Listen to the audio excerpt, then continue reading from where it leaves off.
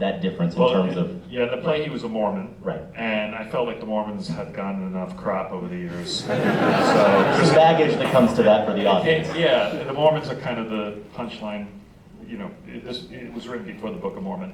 And then when I talked to Sam, it turned out that Sam was involved with a more end-of-the-world cult than he was. The Mormons weren't part of his life. He's actually comes from something more like New Life. So I was like, oh, well, let's go back to something more connected to you. And Sam was super excited by that. The character of Dan, if I recall correctly, the pizza delivery man, is an invention, which makes sense for that closing line, especially. That's a crazy. So the pizza guy wasn't in the play, but what happened is right before we shot the movie, so Lincoln Center in New York shoots every single play that is up off Broadway and on Broadway, and has a library where you can actually view them. So we had been working on this. I hadn't seen the play in 10 years. We had been working on it, and I felt, oh, I should probably look at that just to see what that director did, or what the script was then, just to see. And I watched it. They opened up the library during COVID, and I watched it, and there's no pizza guy. And I was completely convinced the pizza guy was in the play. And first I got out of there and I called Sam. I'm like, where's the pizza guy? What happened? Was this some weird thing where you cut it out? And he was like, no, that's like the first thing I wrote. And it's just, I could see it. I could see myself watching the play and seeing how the staging was, and the door open and the light, and I could see the guy half down. I was wondering how they did that in the play, where they lowered him halfway down the step, because it would have been a stage. So I had this whole narrative in my head, and it was totally a false narrative. And I think that has to do with Sam's writing. His writing is so good. For me, I still watch, when I still watch it, I still get stuff out of the language. And there's so many layers to it. And the performances, because the language is so good, the performances have so many beautiful subtleties. Like, Sadie is at such a high, it's like everyone else is at, normal speed, and Sadie is at a super fast speed, and all of her emotions are super fast, and I'm still catching up to Sadie. Like, I'm like, oh, wow, she did that too in that moment, So, like I said, I think that line's important in terms of reinforcing the idea that Charlie expresses at the end about people being incapable of not caring. Another big departure is that final dramatic binge of Charlie's, which, it feels like appropriate for your work in terms of getting a sense of a lot of scenes I can think of where there's a pressure building, and eventually that pressure does burst. We get that here, but also it is kind of that moment that peaks, and we get the catharsis after that. And I feel like without it might feel a little inert. How did you and Sam work together on that? Oh, I don't remember, to be honest. I didn't actually realize that's not in the play. Yeah. Okay. I didn't see it. Okay. When did you see the play? You saw the play? No, I didn't see it. I'm sorry, but I read it. I didn't see it in the text. Yeah. Yeah, I don't know. I think it always was the exciting thing about about making a movie is you can do stuff like the challenge to get the key, which you can't do that in a play. So suddenly, all these things that people in Charlie's situation have to deal with become incredibly dramatic. I mean, that's the chase scene in the movie, is trying to get the key.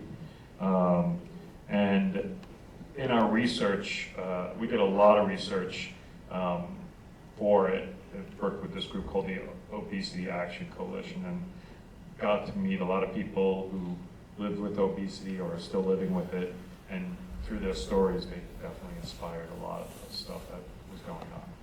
We're going to have a few minutes for a couple questions from the audience, so be ready. I have one more that I want to throw at you, which is, do you often rehearse before your films, before you shoot, and was it any different on this one coming from? I try to do as much as I can. It's such a great part of it, because one of my favorite things is working with actors and getting the time to explore the text, not when you're spending a lot of money on set with all these people waiting around. It's much better to do beforehand. On this, 3 weeks before, we all met and taped out the set, and we didn't have enough money for doubles on the couch or anything, so we'd have to steal from the set and then return it.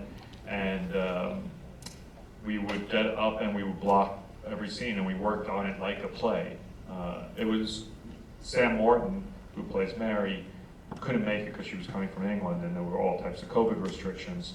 And so we used an actress that Sam brought, who had played Liz in the play. She played Mary, and we blocked it with her. And then when Samantha Morton showed up, Samantha is this unbelievable. It has to come from an incredibly truthful place, and the blocking was all wrong. And I started to curse under my breath, but then I knew that it would be the right thing to do, to just relax and let her find her place in the scene. Luckily, I had that experience because she can only come from a place of truth, so she had to create the truth, and she improved the scenes that much better. Let's get to some other truths out there. Right there in the, looks like a gray, maybe hoodie, yeah. Go ahead, stand up, ask your question. Yes, I absolutely love how you dramatize how someone chooses to live their last moments. And I'll just say The Wrestler, that's one of the greatest final cuts to black in cinema, and I felt a similar power here. What attracts you to exploring how someone chooses to go about living their last moments? Should have done a Q&A. We have to start with a hard question. Yeah. You know, it's funny, like every single, it's been pointed out to me recently that all my heroes die at the end of every movie, except for Noah. But I wanted to rewrite the Bible, but I couldn't read the Bible. He gets drunk, almost gets there. But yeah, I don't know. I think it's complicated because they're different in each movie, and they're all for different reasons. I guess The Wrestler has to do with putting on a good show and the glory of that type of thing.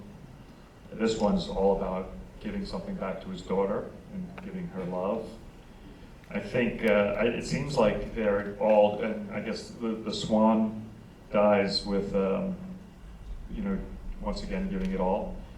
I think it's probably about treasuring every moment and, following that through to the end. What else is there for Art to answer besides why are we here and what does it all mean, right? Yeah, maybe. I guess. Yeah. Let's do right there. Yeah, go ahead. So I just want to say I really enjoyed the film.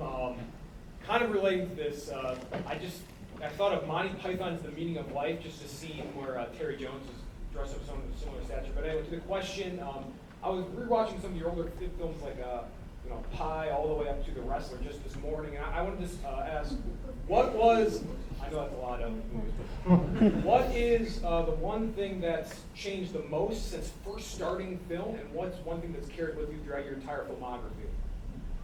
God, hard questions. Chicago Cinebiles. Usually much easier stuff. Why Brendan Fraser, things. Look, I don't think the job changes too much. It's whenever you're trying to do something a little different, it's always hard to get them going.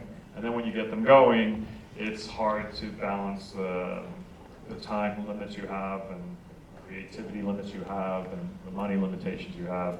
And it's still that same fight, no matter how big or how small they get.